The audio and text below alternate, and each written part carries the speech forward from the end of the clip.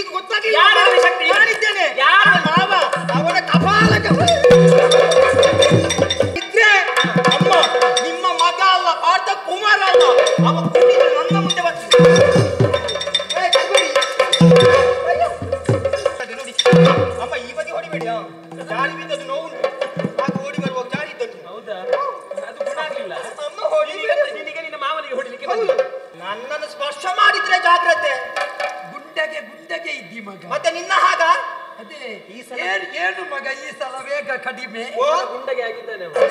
ಏನು ವೇಗ ಕಡಿಮೆ. ನೀನು ಅಲ್ಲಿ ಬೆಳಕಿದ್ದ ಸಂಜೆವರೆಗೆ ಕೂತುಕೊಂಡು ಯಾರು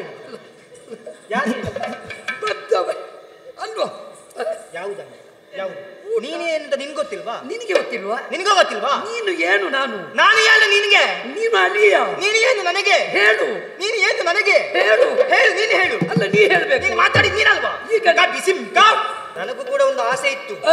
ಇನ್ನು ಹೀಗೆಲ್ಲ ಹಾರಾಟ ಮಾಡಿದ್ರೆ ಆಗ್ಲಿಕ್ಕಿಲ್ಲ, ಇನ್ನು ನಿನ್ನ ಹಾಗೆ ಮಾತಾಡ್ಲಿಕ್ಕೆ ಕಲಿಬೇಕು ಅಂತ ಆಸೆ ಉಂಟು. ನೀನು ನನ್ನ ಅಭ್ಯಾಸ ಮಾಡ್ತಾ ಇದ್ದೇನೆ. ನೀನು ನನ್ನ ಹಾಗೆ ಬೇಡ ಬೇಡ.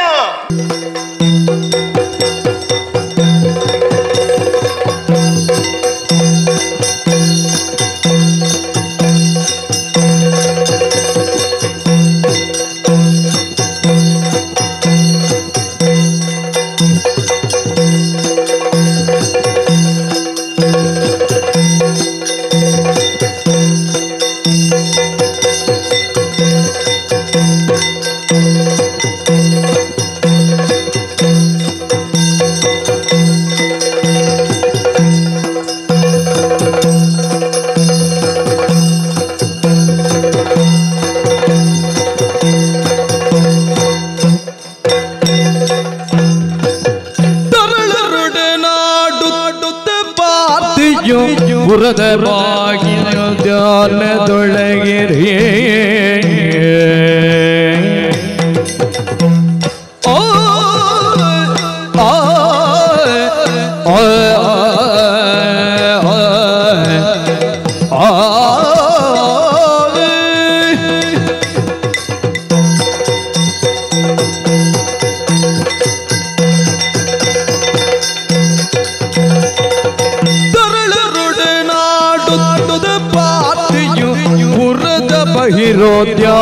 ಧ್ಯಾನದೊಳಗಿರೆ ಮರುಗುತ್ತೈತೆಗೆ ಜನನಿಯೊಳಗವೆ ನೊರೆದನಾಗ, ಮರುಗುತ್ತೈತೆಗೆ ಜನನಿಯೊಳಗವೆ ಒರೆದನಾಗ ಪಾರ್ಥಿ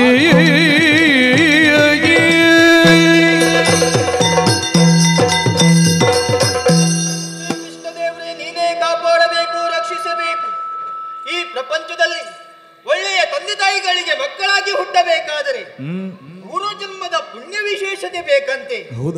ಆ ಪುಣ್ಯ, ಆ ಯೋಗ, ಆ ಭಾಗ್ಯ ಎಲ್ಲವನ್ನು ಪಡೆದುಕೊಂಡವ ನಾನು ಎನ್ನುವುದನ್ನು ಹೇಳುವುದಕ್ಕೆ ಹೆಮ್ಮೆಯಾಗುತ್ತಾ ಇದೆ. ನಾನು ಯಾರು ಗೊತ್ತಾಯ್ತಾ? ಮೂರು ಲೋಕದ ಗಂಡ, ಧನುರ್ಧರದ ನಂಜಯ, ವೀರಪಾರ್ಥ ಹಾಗೂ ಸುಭದ್ರಾ ದೇವಿಯ ಮಗ ಅಭಿಮನ್ಯು ಎನ್ನುವ ಹಾಗೆ ನನ್ನ ಹೆಸರು. ನನ್ನ ತಂದೆಯವರು ವನವಾಸಕ್ಕೆ ಹೋಗುವಂತಹ ವೇಳೆಯಲ್ಲಿ ನನಗೂ ಹಾಗೂ ಅಮ್ಮನಿಗೂ ಯಾವುದೇ ರೀತಿಯ ಕಷ್ಟ ಬರಬಾರದು ಎನ್ನುವಂತಹ ಉದ್ದೇಶದಿಂದ ಮಾವನ ಮನೆಯಲ್ಲಿ ಬಿಟ್ಟು ಹೋಗಿದ್ದಾರೆ. ಎಲ್ಲರ ಹಾಗಲ್ಲ, ನನಗೊಂದು ದೊಡ್ಡ ಜವಾಬ್ದಾರಿ ಉಂಟು. ಏನು? ದೊಡ್ಡ ಕೆಲಸ ಉಂಟು. ಸುಮ್ಮನೆಲ್ಲ. ಏನು ಗೊತ್ತಾ?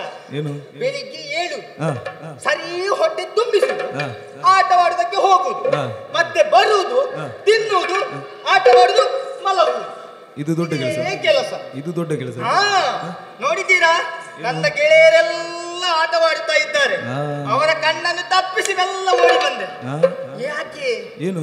ಇವತ್ತು ಬೆಳಿಗ್ಗೆ ಹೊರಡುವಾಗ ತಿನ್ನದು ಸ್ವಲ್ಪ ಕಡಿಮೆ ಆಯ್ತು. ಹಾಗಾಗಿ ಹಸಿವಾಗ್ತಾ ಉಂಟು. ನೇರವಾಗಿ ಮನೆಯಿಂದ ಹೋಗ್ತೇನೆ.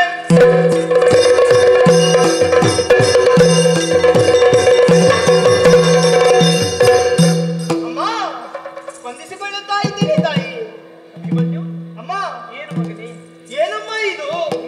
ಮರುಗುತ್ತಾ ಇದ್ದೀಯಾ? ಮರುಗಲಿಕ್ಕೆ ಮಾತೆ ಎನ್ನಲಿ ಒರೆಬುದು ಗುಣ ಬರಿತೆ, ಎನ್ನಲಿ ಒರೆಬುದು ಗುಣ ಬರಿತೆ.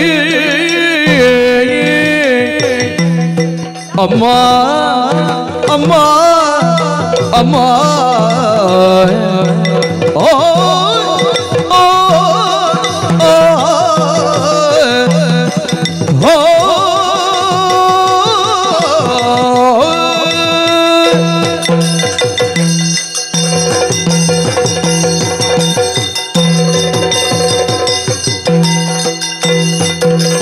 ಮರುಗಲಿಗೆ ಮಾತೆ ಎನ್ನಲಿ ಒರೆಬುದು ಗುಣ ಬರಿತೆ ಎನ್ನಲಿ ಒರೆಬುದು ಗುಣ ಬರಿತೆ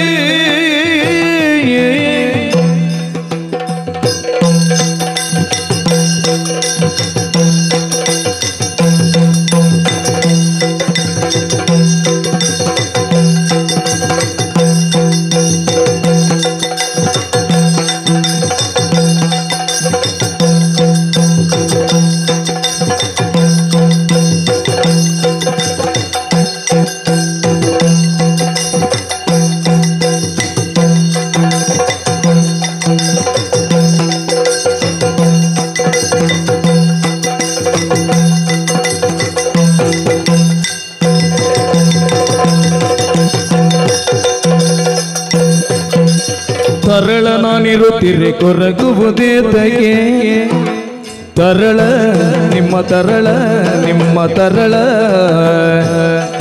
ನಾನಿರುತ್ತಿರೆ ಕೊರಗುವುದೇತಗೆ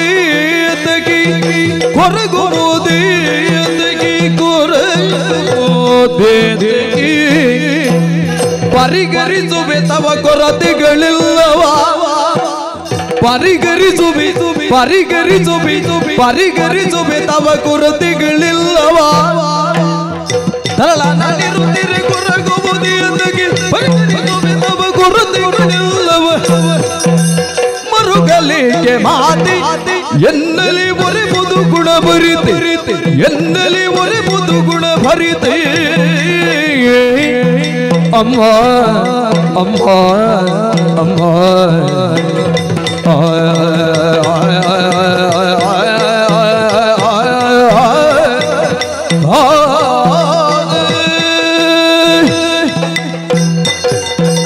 ಮರುಗಲಿಗೆ ಮಾತಿ ಸ್ಪಂದಿಸಿಕೊಳ್ಳುತ್ತಾ ಇದ್ದೇನಮ್ಮ. ಏನಮ್ಮ ಈ ರೀತಿ ಆಶ್ಚರ್ಯವನ್ನೇ ಕಾಣುತ್ತಾ ಇದ್ದೇನೆ. ಯಾವತ್ತೂ ಈ ದಾರಿಯಿಂದಾಗಿ ಬರುವವರು ಇವತ್ತು ಹಾಗಲ್ಲ, ದಾರಿಯನ್ನು ಬದಲಾಯಿಸಿದ್ದೀರಿ. ನಿಮ್ಮನ್ನು ನೋಡಿದ್ರೆ ಯಾವುದೇ ರೀತಿಯ ಸಂತೋಷ ನಿಮ್ಮ ಮುಖದಲ್ಲಿ ಕಾಣುವುದಿಲ್ಲ. ನಿಮ್ಮ ಮಗನಾದಂತಹ ನಾನು ದೂರದಿಂದಲೇ ಬರುತ್ತಾ ಇದ್ದೇನೆ ಎನ್ನುವಂತಹ ವಿಚಾರವನ್ನು ತಿಳಿದರೆ ಸಾಕು ಓಡೋಡಿಕೊಂಡು ಬಂದು ನನ್ನನ್ನು ಎತ್ತಿ ಮುದ್ದಿಸುವವರು. ಆದ್ರೆ ಇವತ್ತು ನಿಮ್ಮ ಹತ್ತಿರಕ್ಕೆ ಬಂದು ನಮಸ್ಕಾರ ಮಾಡಿ ಇಷ್ಟು ಹೊತ್ತಾದರೂ ಕೂಡ ಮುಖ ಬೇಸರದಿಂದ ತುಂಬಿದೆ. ಕಣ್ಣೀರು ಧಾರಾಕಾರವಾಗಿ ಸುರಿತಾ ಇದ್ದೀರಿ. ಯಾಕಮ್ಮ ಯಾಕಮ್ಮ ಕಣ್ಣೀರು? ಏನು ಚಿಂತೆ? ನಾನಿದ್ದೇನೆ, ನನ್ನಲ್ಲಿ ಹೇಳಮ್ಮ, ನಾನು ಪರಿಹರಿಸಿಕೊಳ್ತೇನೆ. ಬೇಡ ಮಗನೇ, ನಿನ್ನಿಂದ ಪರಿಹಾರ ಆಗುವಂತಹ ವಿಷಯ ಅಲ್ಲ ಇದು, ದೊಡ್ಡವರ ವಿಷಯ. ಸಣ್ಣವರಿಗೆ ಏನು ಅರ್ಥ ಆಗುದಿಲ್ಲ ಇದು. ಅಮ್ಮ ಏನು ಆ ವಿಷಯ ನನಗೆ ಗೊತ್ತಾಗ್ಲೇಬೇಕು. ಯಾಕೆ? ಮತ್ತೆ ಇಷ್ಟರ ತನಕ ನಿಮ್ಮ ಈ ರೀತಿಯ ಮುಖವನ್ನು ಕಂಡವ ನಾನಲ್ಲ. ಇವತ್ತು ಈ ರೀತಿ ಆಗಬೇಕಾದ್ರೆ ಏನೋ ಒಂದು ಬಲವಾದಂತಹ ಕಾರಣವಿದೆ. ಹಾಗಾಗಿ ಈ ರೀತಿ ಆಗಿದ್ದೀರೆಂಬುದು ಸ್ಪಷ್ಟ ಗೊತ್ತಾಯ್ತಮ್ಮ. ಅಮ್ಮ, ನಿಮ್ಮ ಚಿಂತೆಗೆ ಕಾರಣ ಏನೆಂಬುದು ನನಗೆ ಗೊತ್ತಾಗಲೇಬೇಕು. ನಾನಿದ್ದೇನಮ್ಮ, ಏನಾಯ್ತು ಹೇಳಿ, ಅದನ್ನು ನಾನು ಪರಿಹರಿಸ್ತೇನೆ. ನಿನಗೆ ಕಾಲ ಬಂದಾಗ, ಸಮಯ ಬಂದಾಗ ನಾನೇ ಎಲ್ಲವನ್ನು ತಿಳಿಸುತ್ತೇನೆ. ಈಗ ಬೇಡ ಅಂತ ಹೇಳುದು ನಾನು. ಹೇಳುದಿಲ್ವಾ? ಹೇಳುದು. ಹಾಗೆ ಮಾಡಿದ್ರೆ ಹೇಗೆ ಮಗನೇ? ಹೇಳಲೇಬೇಕು ನಿನಗೆ. ಹೇಳದಿದ್ರೆ ನೀವು ಕೊಟ್ಟ ತಿಂಡಿಯೂ ಬೇಡ, ಏನು ಬೇಡ, ಮಾತಾಡುದಿಲ್ಲ. ಕತ್ತಲೆ ಕೋಣೆ ಒಳಗೆ ಮಕ್ಕಳು ಊಟ ಮಾಡದಿದ್ರೆ ಮೊದಲು ಚಿಂತೆ ಆಗುದು ಯಾರಿಗೆ ಗೊತ್ತ? ತಾಯಿಗೆ. ಹೇಗೆ ಮಾಡಿ ಇಟ್ಟಿದ್ದೀರಲ್ಲ ಸಿದ್ಧಪಡಿಸಿ, ನೀವೇ ತಿಂದು ಮಲಗಿ. ಹೇಳ್ತೇನೆ ಮಗು, ಹೇಳುತ್ತೇನೆ. ಏನಮ್ಮ, ಯಾಕಮ್ಮ ಕಣ್ಣೀರು ಸುರಿಸಬೇಡಮ್ಮ, ಏನಾಯ್ತು ಹೇಳು. ಅಣ್ಣನಾದಂತಹ ಕೃಷ್ಣದೇವ ಒಂದು ಪ್ರತಿಜ್ಞೆಯನ್ನು ಮಾಡಿದ್ದಾನೆ. ಆ ಪ್ರತಿಜ್ಞೆ ಮಾಡುವುದಕ್ಕೆ ಕಾರಣ ಉಂಟು. ಏನಂತ? ಗಯನೆನ್ನುವವನು ಅಮರ ಪದದಲ್ಲಿ ಸಲ್ಲಿಸುವಂತಹ ಸಂದರ್ಭದಲ್ಲಿ ಗಯನ ಕುದುರೆ ಬೆವರಿ ಅಣ್ಣನ ಅರ್ಘ್ಯ ಜಲಕ್ಕೆ ಬಿತ್ತು. ಅರ್ಘ್ಯ ಜಲ ಕೆಟ್ಟು ಹೋಯಿತು ಎನ್ನುವಂತಹ ವಿಷಯವನ್ನು ತಿಳಿದು ಕೃಷ್ಣದೇವರು ನಿನ್ನ ಮಾವ ಅವನ ಮೇಲೆ ಪ್ರತಿಜ್ಞೆಯನ್ನು ಮಾಡಿದ್ದಾನೆ. 8 ದಿವಸದೊಳಗಾಗಿ ನಿನ್ನನ್ನು ಕೊಲ್ಲುತ್ತೇನೆ, ಇಲ್ಲವಾದಲ್ಲಿ ಅಗ್ನಿಕುಂಡಕ್ಕೆ ಬೀಳುತ್ತೇನೆ ಎನ್ನುವ ಹಾಗೆ. ಇದನ್ನು ತಿಳಿದಂತಹ ಗಯ ಹೆದರಿ ನಾನಾ ಕಡೆಗೆ ಹೋಗಿ ಆಶ್ರಯವನ್ನು ಕೇಳಿದ. ಕೈಲಾಸಕ್ಕೆ ಹೋದ. ಕೈಲಾಸದಲ್ಲಿ ಪರಮೇಶ್ವರ ದೇವರು ನಾರದರಿದ್ದಾರೆ, ನಾರದರು ನಿನಗೆ ದಾರಿಯನ್ನು ಸೂಚಿಸುತ್ತಾರೆ ಎನ್ನುವ ಎನ್ನುವಾಗಿ ಹೇಳಿದಾಗ ನಾರದರು ಗಯನಲ್ಲಿ ಹೇಳಿದ್ರು ನೇರವಾಗಿ ಕಾಮ್ಯಕಾವನಕ್ಕೆ ಹೋಗು, ಪಾರ್ಥ ಮಹಾಶಯ ಇದ್ದಾನೆ ಅಲ್ಲಿ, ಅವನಿಗೆಲ್ಲವನ್ನೂ ಕೊಡುತ್ತಾನೆ ಎನ್ನುವ ಹಾಗೆ ಗಯನು ನೇರವಾಗಿ ಕಾಮ್ಯಕಾವನಕ್ಕೆ ಬಂದು ನಿನ್ನ ತಂದೆಯಲ್ಲಿಗೆ ಬಂದು ಎಲ್ಲ ವಿಚಾರವನ್ನು ಬಿತ್ತರಿಸಿದ. ಏನಂತೆ? ಆಶ್ರಯವನ್ನು ಕೊಡು ಎನ್ನುವ ಹಾಗೆ ಮೊದಲಾಗಿ ಕೇಳಿಕೊಂಡ. ಒಪ್ಪಿಕೊಂಡ. ಪ್ರಾಣ ಭಿಕ್ಷೆಯನ್ನು ಕೇಳಿದ ಕ್ಷಣವೇ ನಿನ್ನ ತಂದೆಯವರು ಪ್ರಾಣ ಭಿಕ್ಷೆಯನ್ನು ಕೊಟ್ಟು ಬಿಟ್ಟರು. ಒಳ್ಳೆಯ ವಿಷಯ. ಮತ್ತೆ ರಕ್ಷಣೆ ಮಾಡುವುದು ಕರ್ತವ್ಯ. ಅದು ಹೌದು. ಬಳಿಕ ಕೇಳಿದ್ರು ನಿನ್ನ ವೈರಿ ಯಾರು ಎನ್ನುವ ಹಾಗೆ. ಆಗ ಹೇಳಿದ ನನ್ನ ವೈರಿ ಶ್ರೀಕೃಷ್ಣ ದೇವರು. ಅಮ್ಮ ಪ್ರತಿಜ್ಞೆಯನ್ನು ಮಾಡಿ ಇವ ಸ್ವಲ್ಪ ತಲೆ ಖರ್ಚು ಮಾಡಿದ್ದಾನಲ್ವಾ? ಹೌದು. ಮೊದಲೇ ವೈರಿ ಯಾರಂತ ಹೇಳಿದ್ರೆ ಪ್ರಾಣ ಭಿಕ್ಷೆ ಸಿಗುದಿಲ್ಲ, ಹಾಗಾಗಿ ಮತ್ತೆ ವಿಷಯವನ್ನು ಹೇಳಿ. ಅಲ್ಲಿ ಪಾರ್ಥ ಮಹಾಶಯರು ಪ್ರತಿಜ್ಞೆಯನ್ನು ಮಾಡಿದ್ದಾರೆ. ಏನಂತೆ? ನಿನ್ನನ್ನು ನಾನು ರಕ್ಷಿಸುತ್ತೇನೆ, ಒಂದು ವೇಳೆ ನಿನಗೆ ರಕ್ಷಣೆಗೆ ಯಾರಾದ್ರೂ ಬಂದರೆ ಅವರನ್ನು ನಾನು ಕೊಲ್ಲುತ್ತೇನೆ ಎನ್ನುವ ಹಾಗೆ. ನನ್ನ ಅಪ್ಪ ಬಿಡ್ಲಿಕ್ಕಿಲ್ಲ. ಹೌದಲ್ಲ? ಇಬ್ಬರು ಸಮಾನವಾದಂತಹ ಪ್ರತಿಜ್ಞೆಯನ್ನು ಮಾಡಿದ್ದಾರೆ. ಅದಕ್ಕೆ ಯುದ್ಧ ನಡೆಯಿತು ಎಂದಾದ್ರೆ ನಾಳೆ ಏನಾಗುತ್ತದೆ? ಪಾರ್ಥ ಮಹಾಶಯರು ನಿನ್ನ ತಂದೆಗೂ ನಿನ್ನ ಮಾವನಿಗೂ ಯುದ್ಧ ನಡೆಯುತ್ತದೆ. ಹೌದು ಮಗನೇ,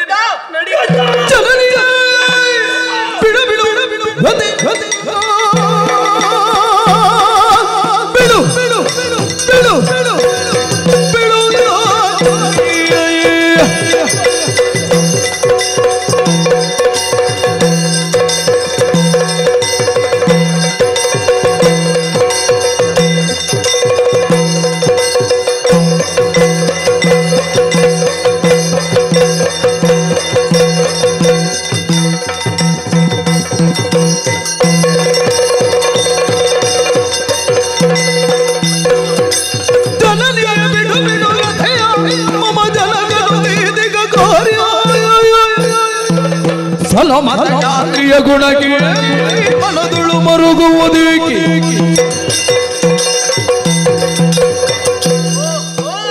ಗಯನನ್ನು ಬಿಟ್ಟುಕೊಡಿ ಎನ್ನುವಾಗ ನಿನ್ನ ತಂದೆಯಲ್ಲಿ ಕೇಳಿದ್ರೆ ಬಿಟ್ಟು ಕೊಡುವುದಿಲ್ಲ, ಯುದ್ಧಕ್ಕೆ ಸಿದ್ಧನಾಗಿದ್ದೇನೆ ಅಂತ ಹೇಳ್ತಾರೆ. ಈಗ ನಾಳೆ ದಿವಸ ಕೃಷ್ಣನೊಡನೆ ಯುದ್ಧ ಏರ್ಪಡುತ್ತದೆ. ಪ್ರಸಂಗ ಇಷ್ಟು ಮುಂದುವರಿದಿದೆ ಅಲ್ವಾ? ಹೌದು ಮಗನೇ. ಏನಂತೆ? ನನ್ನ ಮಾವ ಯಾರನ್ನು ಕೊಲ್ಲುವುದು? ನಿನ್ನ ತಂದೆಯನ್ನು. ನನ್ನ ಮಾವ. ಅಮ್ಮ, ಇದಕ್ಕಾಗಿ ಮರುಗುತ್ತಾ ಇದ್ದೀರಾ ನೀವು? ಚಿಂತಿಸಬೇಕಾದಂತ ಅನಿವಾರ್ಯತೆ ನಿಮಗಿಲ್ಲ. ನಾನಿಲ್ವಮ್ಮ. ಯುದ್ಧ ನಡೆಯುವುದು ಅವರಿಗೆ, ನೀನಿದ್ದೇನು ಮಾಡುದು ಹೇಳು? ಮತ್ತೆ ಅಪ್ಪನ ಪಕ್ಷದಲ್ಲಿ ನಾನಿದ್ದೇನೆ. ನೀ ಇದ್ರೆ ಊಟ ಮಾಡೋದಕ್ಕೆ ಆದಿತ್ತು. ಮತ್ತೆ ಅದೇ ಎಷ್ಟು ಹೊತ್ತು ಊಟ ಮಾಡಿದ್ದು ನಿದ್ದೆ ಮಾಡಿದ್ದು ಮಾತ್ರ ನೋಡಿದ್ದು. ಇದೊಂದು ಒಳ್ಳೆಯ ಅವಕಾಶ. ಪಾರ್ಥ ಕುಮಾರ ಅಭಿಮನ್ಯುವಿಗೆ ಒಂದು ಅವಕಾಶ ಸಿಕ್ಕಿದೆ. ಮಾವ ಅಪ್ಪನಲ್ಲಿ ಯುದ್ಧ ಮಾಡುದಲ್ಲ, ಅವನಿಗೆ ಕೂಡಿದ್ರೆ ಮೊದಲು ನನ್ನಲ್ಲಿ ಯುದ್ಧ ಮಾಡಿ ನನ್ನನ್ನು ಗೆಲ್ಲಲಿ, ಆಮೇಲೆ ಅಪ್ಪನನ್ನು. ಅಮ್ಮ ಏನ್ ಮಾಡ್ತೀನಿ? ಅಮ್ಮ ಹೆದರಬೇಡ, ಅಪ್ಪನ ಪಕ್ಷವನ್ನು ವಹಿಸಿ. ಏನು ಮಾಡ್ತೀರಾ? ಸುಮ್ಮನೆ ಬಿಡುದಿಲ್ಲ.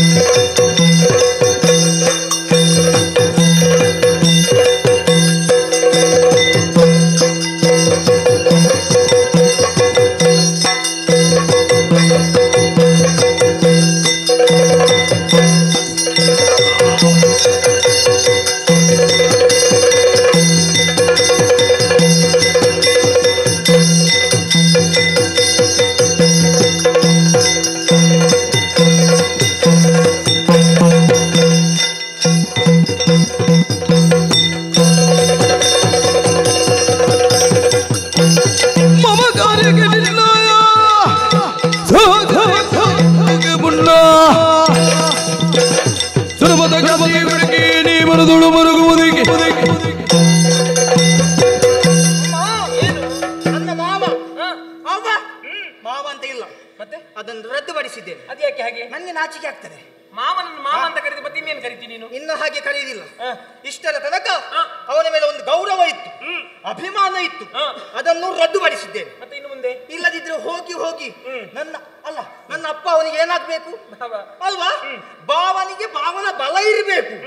ಈಗ ಭಾವನಿಗೆ ಹೊಡಿಲಿಕ್ಕೆ ಹೋಗ್ತಾರಂತಾದ್ರೆ ಆ ಭಾವನ ಮಗ ನಾನಿದ್ದೇನೆ. ಅವನಿಗೆ ಮತ್ತೆ ನನ್ನ ಮಾವನಿಗೆ ಸ್ವಲ್ಪ ತಲೆಗಡರಿಗೆ ಹೋಗಿದೆ ಪಿತ್ತ. ಎಂತದ್ದು? ಅವ ಸಣ್ಣ ಇರುವಾಗ ಸಣ್ಣ ಪ್ರಾಯದಲ್ಲಿ ಎಂತ ಕೃಷ್ಣ ಲೀಲೆ, ದೊಡ್ಡ ದೊಡ್ಡ ರಕ್ಕಸನೆಲ್ಲ ಹೌದು ರಕ್ಕಸನೆಲ್ಲ ಕೊಂದಿದ್ದಾನೆ. ನಾನೇ ಪರಾಕ್ರಮಿ.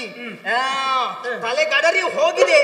ಏರಿದ ಆ ಪಿತ್ತವನ್ನು ನಾನು ಇಳಿಸದಿದ್ರೆ ಅಮ್ಮ ನಿಮ್ಮ ಮಗ ಅಲ್ಲ, ಪಾರ್ಥ ಕುಮಾರ ಅಲ್ಲ, ಅವ ಕುಡಿದು ನನ್ನ ಮುಂದೆ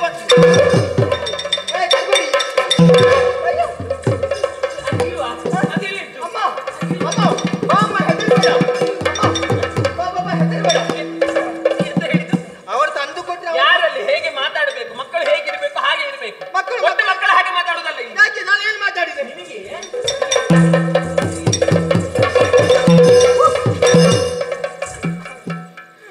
ಹೀಗಲ್ಲ, ಇದನ್ನ ಸೊಪ್ಪೆಲ್ಲ ತೆಗಿಬೇಕು.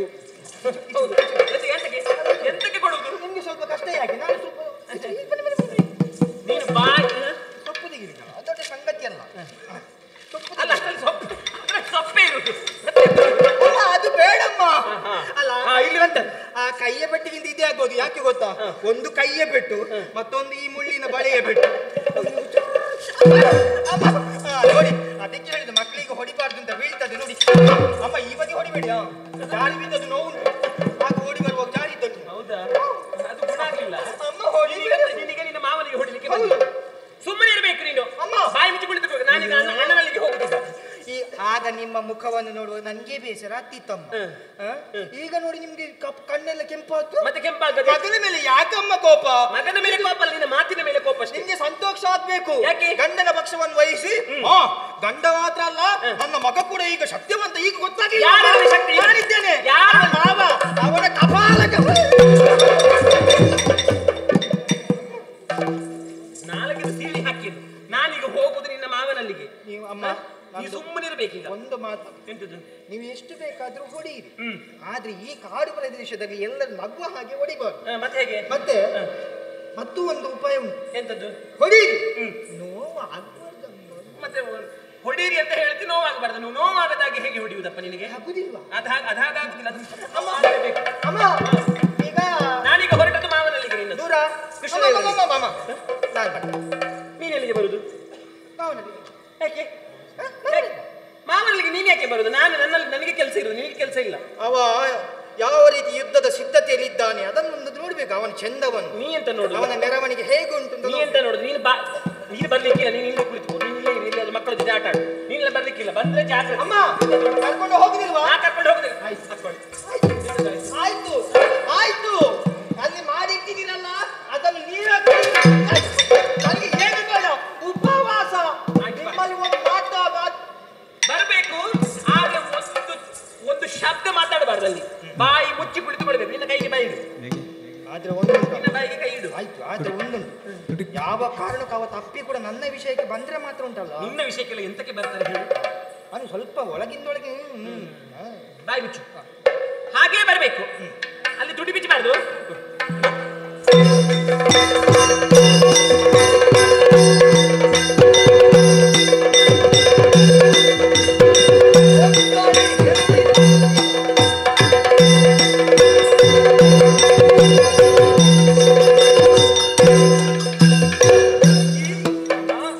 ನನ್ನಿಂದ ಅಪ್ಪಣೆಯನ್ನು ಪಡೆದು ನೇರವಾಗಿ ಪಾರ್ಥನ ಬಳಿಗೆ ಹೋದವಳು ನೀನು. ಸುಭದ್ರ ರಾಯಭಾರ ಹೇಗಾಯಿತು ತಂಗಿ? ರಾಯಭಾರ. ರಾಯ ಯಾರಿಗೆ ಭಾರ?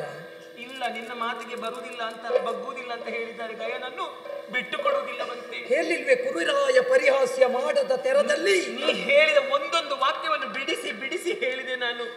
ಯಾವ ಮಾತಿಗೂ ಅವನು ಮನ್ನಣೆಯನ್ನು ಹಾಕುವುದಿಲ್ಲ. ಗಯನನ್ನು ಬಿಟ್ಟು ಕೊಡುವುದಕ್ಕೆ ಸಾಧ್ಯವೇ ಇಲ್ಲ ಬಂತೆ. ಯುದ್ಧವೇ ಬದ್ಧ ಎನ್ನುವ ಹಾಗೆ ಹೇಳ್ತಾ ಇದ್ದಾನೆ. ಕಾಡಿನಲ್ಲಿರುವವರು ಗೆಡ್ಡೆ ಗೆಣಸು ತಿಂದು ಬದುಕುವವರು ಯಾರ ಬಲ ಉಂಟವರಿಗೆ, ಯಾವ ಧೈರ್ಯ ಅಂತವರಿಗೆ. ನನಗೆ ಈಗ ಚಿಂತೆಯಾಗುತ್ತೆ.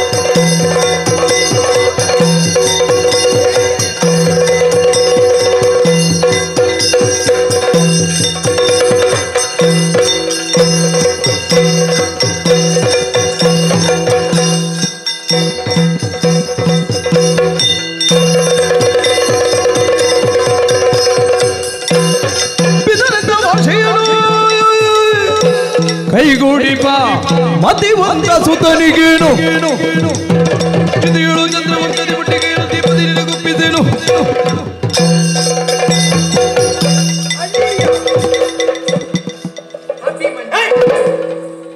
ನನ್ನನ್ನು ಸ್ಪರ್ಶ ಮಾಡಿದ್ರೆ ಜಾಗ್ರತೆ. ಗುಡ್ಡಗೆ ಇದ್ದಿ ಮಗ. ಮತ್ತೆ ನಿನ್ನ ಹಾಗ ಅದೇ ಈ ಸಲ ಏನು ಮಗ ಈ ಸಲ ವೇಗ ಕಡಿಮೆ. ಗುಂಡಗೆ ಆಗಿದ್ದಾನೆ. ಏನು ವೇಗ ಕಡಿಮೆ. ಇನ್ನು ಸ್ವಲ್ಪ ಹೊತ್ತಾಗ್ಲಿ ಮತ್ತಿನ ವೇಗ ಬರ್ತದೆ. ಹೌದಾ? ಇದು ಯಾಕೆ ಮಗು ಕೋಪ? ಅಳಿಯ ಅಯ್ಯೋ ನಿನ್ಗೆ ನನ್ನನ್ನು ಕಾಣುವಾಗ ಹೆಣ್ಣಿನ ಹಾಗೆ ಕಾಣ್ತದ? ನಿನ್ನ ಮುಖ ಹುಲಿಯ. ನಿನ್ನ ರಾಗವೇ ಕೃಷ್ಣ. ನಿನ್ನ ಮಾವ ಕೃಷ್ಣ. ಕೃಷ್ಣ ಅಲ್ಲ, ಒಮ್ಮೆ ಹೇಳ್ಬೇಡ. ಅಲ್ಲ, ಕೃಷ್ಣ ಕೃಷ್ಣ ಶ್ರೀಕೃಷ್ಣ ಅಲ್ಲ, ಕಿಟ್ಟ ಕಿಟ್ಟ ತೊಂಕಿಟ್ಟ. ಇನ್ನದ್ದೇನು ಇವತ್ತು ದಿಂಕಿಟ? ಇವತ್ತು ಹೀಗೆ. ಇನ್ನು ಸುಮ್ಮನೆ ಕೂತ್ರೆ ಆಗ್ಲಿಕ್ಕಿಲ್ಲ, ಅದಕ್ಕೆ ಬೇಕಾಗಿ ಹೀಗೆ ಬದಲಾವಣೆ. ಈಗ ಕೋಪ ಯಾಕೆ? ಕೃಷ್ಣ ಎಲ್ಲಿಗ ಹೊರಟದ್ದು? ಎಲ್ಲಿಗ? ಕಾಮ್ಯಕಾವನಕ್ಕೆ. ನಿನ್ನ ಅಪ್ಪನನ್ನು ನೋಡ್ಲಿಕ್ಕೆ. ಯಾಕೆ ಹೊರಟದ್ದು? ಅಧಿಕ ಪ್ರಸಂಗ. ಯಾಕೆ ಹೊರಟದ್ದು? ನಿನ್ನ ಅಪ್ಪ. ನನ್ನ ಅಪ್ಪ ಅಂತ ಗೊತ್ತುಂಟು, ನಿನ್ನ ಭಾವ ಅಲ್ವಾ?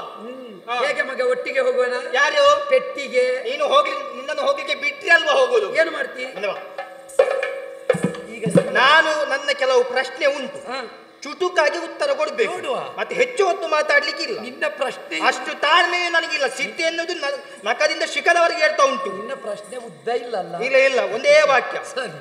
ನೀನೀಗ ಹೊರಟದ್ದು ಎಲ್ಲಿಗೆ? ಕಾಮ್ಯಕಾವನಕ್ಕೆ. ಯಾಕೆ? ಯುದ್ಧಕ್ಕೆ. ಯಾರಲ್ಲಿ? ನಿನ್ನ ಅಪ್ಪನಲ್ಲಿ. ಕಾರಣ ಏನು? ಗಯನನ್ನು ಬಿಟ್ಟು ಕೊಡದೇ ಇರುವುದು. ಅದು ತಪ್ಪ? ತಪ್ಪು. ಯಾರು ಹೇಳಿದ್ದು ತಪ್ಪು? ನಾನು ಹೇಳುವುದು. ಅದು ನೀನಲ್ವಾ? ನೀನಲ್ವಾ ಹೇಳಿದ್ದು ತಪ್ಪು? ಹೌದು. ನಾನು ಸರಿ ಅಂತ ಹೇಳ್ತೇನೆ. ಯಾಕೆ ಸರಿ? ಯಾಕೆ? ಈಗ ಗಯ ಓಡೋಡಿಕೊಂಡು ಅಪ್ಪನ ಬಳಿಯನ್ನು ಸೇರಿದ, ಕೇಳಿದ ಪ್ರಾಣ ಭಿಕ್ಷೆಯನ್ನು ಆಯ್ತು ಎನ್ನುವ ಹಾಗೆ ಹೇಳಿದ್ದಾನೆ. ರಕ್ಷಣೆ ಕೊಟ್ಟ. ಯಾಕೆ ಕೊಟ್ಟ? ಯಾಕೆ ಕೊಟ್ಟ? ನನ್ನ ಅಪ್ಪ ಯಾರು? ಯಾರು? ನನ್ನ ಅಪ್ಪನ ಯೋಗ್ಯತೆ ಏನು ಎನ್ನುವುದನ್ನು ಪ್ರಪಂಚವೇ ತಿಳಿದುಕೊಂಡಿದೆ. ಏನು? ಏನು? ನಿನ್ನ ಭಾವನ ಗುಟ್ಟಿನ ವಿಷಯ ನಿನಗೆ ಗೊತ್ತಿಲ್ವಾ? ನಿನ್ನ ಭಾವ ನನ್ನಿಂದ ದೊಡ್ಡವಲ್ವಾ? ಯಾವುದು? ನನ್ನಿಂದಾಗಿ ದೊಡ್ಡವಲ್ವಾ? ಅಲ್ಲ, ನಿನ್ನಿಂದಾಗಿಂತ ನೀನೇ ಹೇಳುದಲ್ವಾ? ಮತ್ತೆ ನನ್ನ ಅಪ್ಪ ಯಾವತ್ತಿದ್ದು ದೊಡ್ಡವರೇ. ಈಗ ನಿನ್ನ ಅಪ್ಪ ದೊಡ್ಡವನಿ. ಈಗ ಏನುಂಟು ಅಂತ? ಯಾಕೆ? ಅಲ್ಲಿ ಗೆಡ್ಡೆ ಗೆಣಸು ತಿಂದು ಈಗ ನನ್ನ ಹಾಗೂ ನಿನ್ನ ಹಾಗೂ ಇರ್ಲಿಕ್ಕಿಲ್ಲ. ಹೀಗೆ ಕಡ್ಡಿಯ ಹಾಗೆ ಇದ್ದಾನೆ. ಇಕೋ ಕೃಷ್ಣ, ಸುಮ್ಮನೆ ಇಲ್ಲದ್ರೆ ನನ್ನನ್ನು ಮಾತಾಡಿಸಬೇಡ, ನನ್ಗೆ ಬಿಸಿ ಏರಿದೆ. ಈಗ ನಿನ್ನ ಅಪ್ಪ ಯುದ್ಧಕ್ಕೆ ಸಿದ್ಧನಾಗಿದ್ದಾನಲ್ಲ. ಅಪ್ಪ ಗೆಡ್ಡೆ ಗೆಣಸು ತಿಂತಾನೆ. ಈಗ ಸಮಯ ಅಂತ ಹೇಳುದು ಅದು ಒಂದೇ ರೀತಿ ಇರುದಿಲ್ಲ. ಪುಣ್ಯ ಹೇಳಿದ್ದು ನೀನೀಗ ಸರಿ ಮುಕ್ಕುತ್ತಿ, ನಾವೆಲ್ಲ ತಿನ್ನುವುದು, ನೀನು ಮುಕ್ಕುದು. ಈಗ ನಾನು ಹೇಳ್ತೇನೆ ಕೇಳು, ವಿಷಯಕ್ಕೆ ಬರ್ತೇನೆ. ನಮ್ಮ ಮನೆಯಲ್ಲಿ ತಿಂದು ನೀನು ನಾನು ಮುಕ್ಕುವುದು ಅಂತ ಹೇಳುವುದು. ನಿನ್ನ ಮನೆಯಲ್ಲಿ ತಿಂದಿದ್ದೇನೆ, ಅದಕ್ಕೆ ಬೇಕಾಗಿ ನಾನು ಇಷ್ಟು ಹೊತ್ತು ಮಾವ ಅಂತ ಮರ್ಯಾದೆ ಕೊಟ್ಟದ್ದು.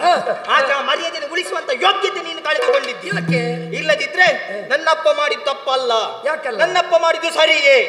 ಯಾರೇ ಆಗಲಿ ಕಷ್ಟ ಕಾಲದಲ್ಲಿ ರಕ್ಷಣೆಯನ್ನು ಕೇಳಿಕೊಂಡು ಬಂದ್ರೆ ಅವರಿಗೆ ರಕ್ಷಣೆ ಕೊಡುವುದು ನಮ್ಮಂತ ಕ್ಷತ್ರಿಯರಿಗೆ ಭೂಷಣ. ಹಾಗಾಗಿ ಆಯ್ತು ಎನ್ನುವ ಹಾಗೆ ಹೇಳಿದ್ದಾರೆ. ಬಲಾಬಲವನ್ನು ನೋಡಿಕೊಂಡು ರಕ್ಷಣೆ ಕೊಡಬೇಕು ಮಗು. ಈಗ ನಿನ್ನ ಅಪ್ಪ ತಾನು ಸ್ವಂತ ಧೈರ್ಯದಿಂದ ಹೋರಾಟಕ್ಕೆ ನಿಂತಿದ್ದಾನಲ್ಲ, ಅವನಿಗೆ ಬಲ ಯಾರದ್ದುಂಟು ಅಂತ. ಬಲ ನಿನ್ನದ್ದು. ಈಗ ನೀನು ಅಪ್ಪನ ಪಕ್ಷ ಸೇರುವುದಾ?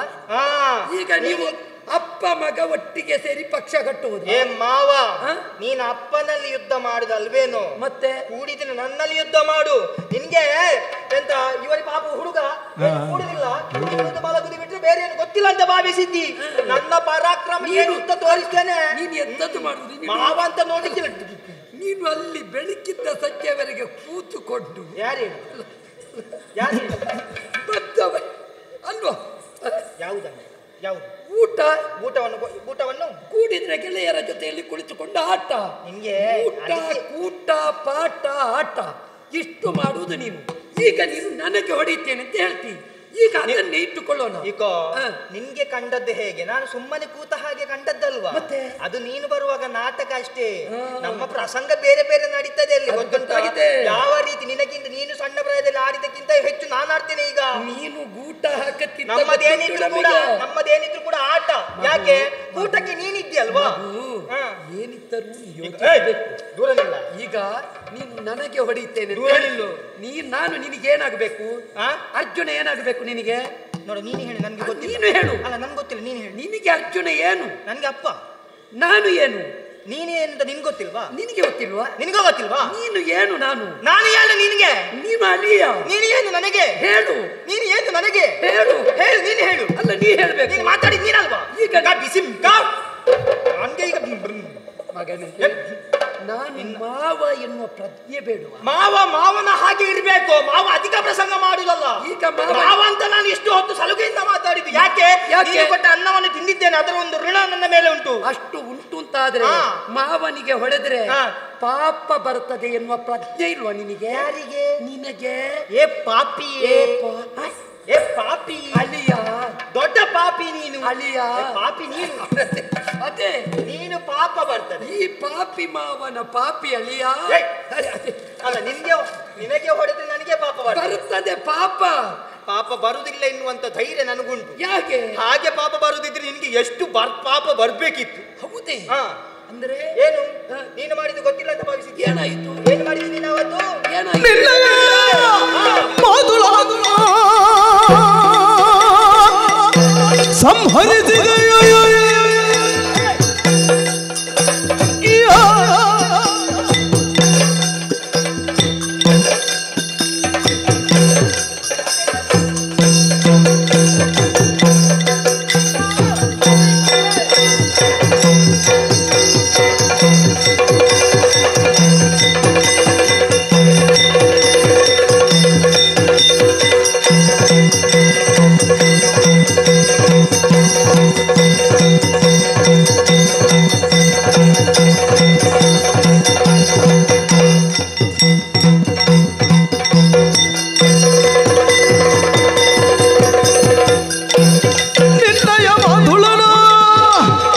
ಸಂಹರಿಸಿದೆ ಎಲ್ಲಯ ಬಾಬು ನಿನ್ನ ಹೆಣ್ಣು ತಂಗಿರದಲ್ಲಿ ಬಣ್ಣ ಬಿಡುತ್ತುವೆ ಇನ್ನೊಳು ತಿಳಿಸಿ ಜನ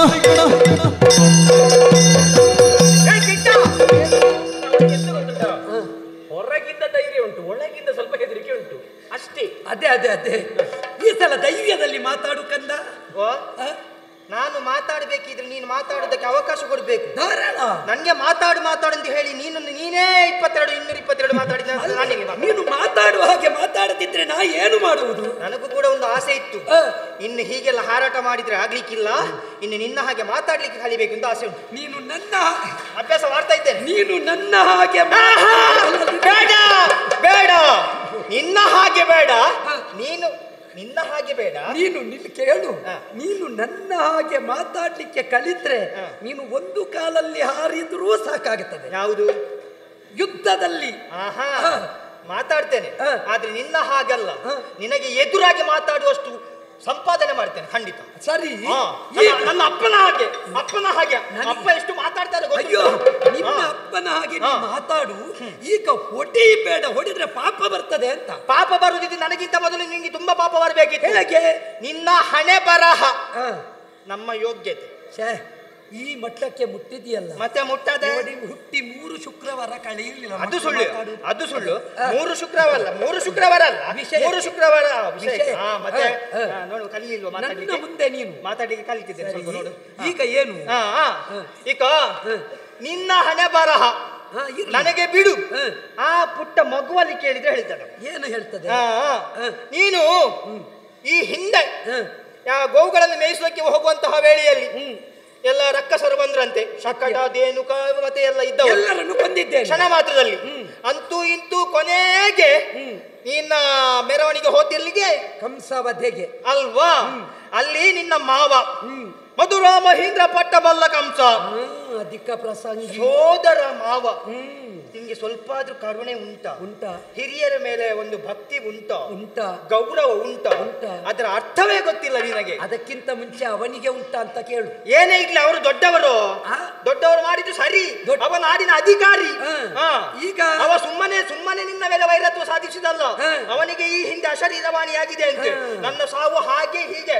ನಾನು ಈಗ ಇಷ್ಟು ಕಲ್ತಿದ್ದೇನೆ. ನಾನು ದೇವವಾಣಿಯಿಂದ ಹುಟ್ಟಿದವ. ನೀನು ಯಾವ ದೇವವಾಣಿ ಅಲ್ಲ, ಆಕಾಶವಾಣಿಯಿಂದ ಹುಟ್ಟು. ಅದು ನನಗೆ ಅಗತ್ಯ ಇಲ್ಲ. ಹೌದಾ? ಆದ್ದರಿಂದ ಹೇಳಿದ್ದು. ನಿನ್ನ ಮಾವನನ್ನು ಹೇಗೆ ಕೊಂದ? ಗುತ್ತಿ ಗುತ್ತಿ ಒತ್ತಿ ಕೊಂದೆ. ಸಿಕ್ಕಿದಿ ಸಿಕ್ಕಿದಿ ಕೈಯೊಳಗೆ ಬಲು ಸೊಕ್ಕಿದ ಮಾವನೆ ನೀನು. ಸಿಕ್ಕಿದ್ದಿ ಸಿಕ್ಕಿದ್ದಿ ಅಳಿಯನೆ ನೀ ಪಕ್ಕನೆ ಊಟವ ಮಾಡಿ ಮಲಗು. ಊಟ ಮಾಡುದಿದ್ರೆ ನಿನ್ಗೆ 2 ಕೊಟ್ಟೆ ಊಟ ಮಾಡು. ಯಾಕೆ? ಇಲ್ಲಿ ಬಾ. ಈಗ ಇರುದು ವಿಷಯ. ಕಿಟ, ನಾನು ಯಾರು? ಒಟ್ಟಿಗೆ ಅಮ್ಮ ಇದ್ದಾಳೆ. ಅಮ್ಮನ ವಿಷಯ ಬೇಡ. ಅಮ್ಮನಿಂದ ಆಗ ಪ್ರಸಾದ ಸಿಕ್ಕಿ ಆಗಿದೆ. ಈಗ ಮಾವನ ಪ್ರಸಾದ ಬೇಕು. ಮಾವನಿಗೆ ಪ್ರಸಾದ ಅಲ್ಲ, ಮಾವನಿಗೆ ಕೊಡುವುದು. ನಾನು ಕೊಡುದು ಪ್ರಸಾದ. ನನ್ನ ಮಾವ ಯಾರು? ಯಾರು? ನನ್ನ ಮಾವ ಯಾರು? ಕೃಷ್ಣ. ಕೃಷ್ಣನಿಗೆ ನಾನು ಏನಾಗಬೇಕು? ಅಳಿಯ ಅಲ್ವಾ? ನಿನ್ನ ಮಾವನನ್ನು ನೀನು ಹೇಗೆ ಕೊಂದದ್ದು? ಬುದ್ಧಿ ಕೊಂದೆ. ಹೌದಾ? ಕೃಷ್ಣ, ನನ್ನ ಸೋದರ ಮಾವ ನೀನು.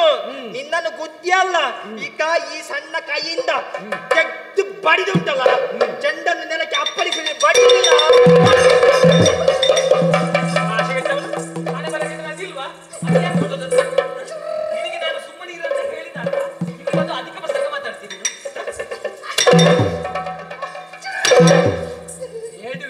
ಬೇಡ ಅಲ್ಲ, ಮಕ್ಕಳು ಮಾಡುವುದನ್ನೇ ಮದುವೆ. ಒಟ್ಟು ಮಕ್ಕಳಾಗ್ತದಂತ ಇದು ಅಲ್ವಾ? ಎಂತ ಹೇಳಿದ್ದು ನೀನು? ಯಾರಿಗೆ ಏನು ಹೇಳು, ಯಾರಾದ್ರೂ ಹೇಗೆ ಮಾತಾಡ್ಬೇಕೇನು ಅಂತ ನಿಮಗೆ ಇದು ಇಲ್ವಾ?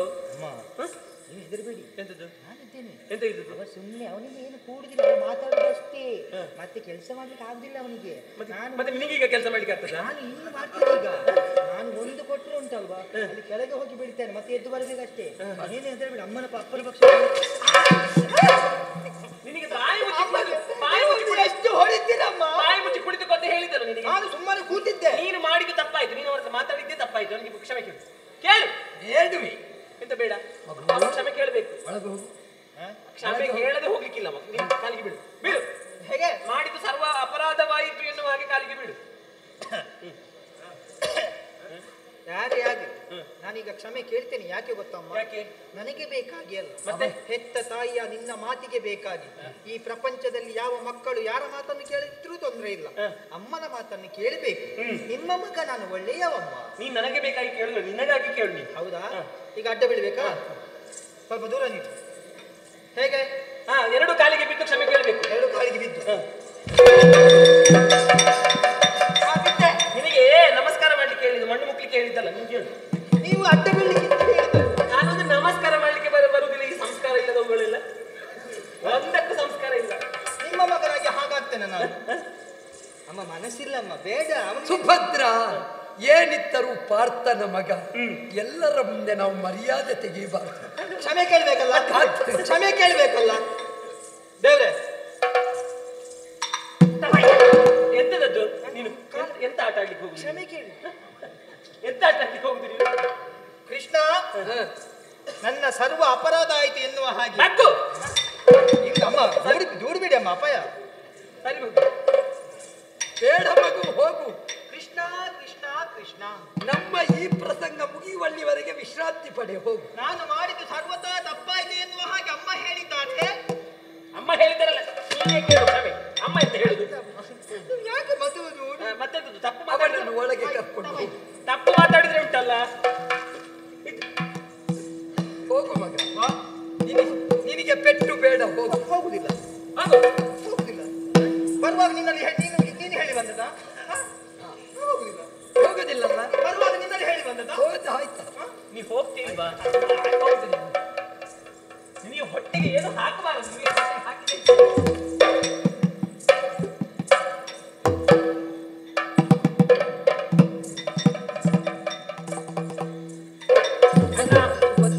ಸಣ್ಣ ಮಕ್ಕಳು ಕೆಲವೊಮ್ಮೆ ಅಪರಾಧ ಮಾಡ್ತಾರೆ. ಏನು ಮಾಡೋಣ? ತಿಳಿಯದೆ ಮಾಡಿದಂತಹ ಅಪರಾಧ ಅದು. ಕೆಲವೊಂದು ನೀ ಹೋಗ್ಲಿಲ್ಲ. ಒಂದಲ್ಲಿ ಒಳಗೆ ಹೋಗುವಾಗ ನೆನಪಾತು, ಈಗ ನೆನಪಾತು. ಮತ್ತೆ ನೀನು ಯಾವಾಗ ಅವನಾಗಿ ಮಾತುಗಾರ ಆಗುದು? ಯಾವುದು? ಒಂದು ತಿರುಗಾಟ ಮುಗಿಯಲಿ, ಬೇಗ ಮುಗಿಸ್ತೀನಿ ಮಾವ. ಇದು ಆಯ್ತು, ನಾನು ತಪ್ಪಾಯ್ತು. ಒಳ್ಳೇದಾಗ ಇದು ಊಟ ಎಲ್ಲ ಉಂಟಲ್ವಾ? ಉಂಟು, ತೊಂದರೆ ಇಲ್ಲ. ಹಾಲು ಎಲ್ಲ ಊಟ ಎಲ್ಲ ಉಂಟು. ಉಂಟ ಇಲ್ಲ ನಿನಗೆ ಗೊತ್ತಿಲ್ಲ. ಸ್ವಲ್ಪ ಮೊಸರು ಹಾಕಿ ಕೊಡು, ಆಯ್ತಾ? ಅವನಿಗೆ ಊಟ ಉಂಟ ಇಲ್ಲ ಅಂತ ನಿನಗೆ ಗೊತ್ತಿಲ್ವಾ? ಇಲ್ಲ. ಇವತ್ತು ನೀನೇ ಹೇಳ್ಬೇಕು. ಉಂಟ ಅಲ್ಲ, ಊಟ ಉಂಟು, ಆದ್ರೆ ನನ್ಗಾಗ್ತದ ಆಗುವಂಥದ್ದು ಉಂಟೋ ಇಲ್ವೋ ಅಂತ. ಇದು ಅಮ್ಮ ಏನು? ಅಮ್ಮನಿಗೆ ಕೇಳ್ತೇನೆ, ಮಾವ ಹಾ ನೀನು ಯುದ್ಧಕ್ಕೆ ಹೋಗುದಲ್ಲ? ಹಾ ಯಾವ ದಾರಿಯಿಂದ ಹೋಗುದು? ಇದೇ ದಾರಿಯಿಂದ. ಓ ಅಲ್ಲಿ ಹಾ ಇಲ್ಲಿ ಪ್ರತಿಯೊಂದು ದಾರಿಯ ಪರಿಚಯ ನನಗುಂಟು. ಹೌದಾ?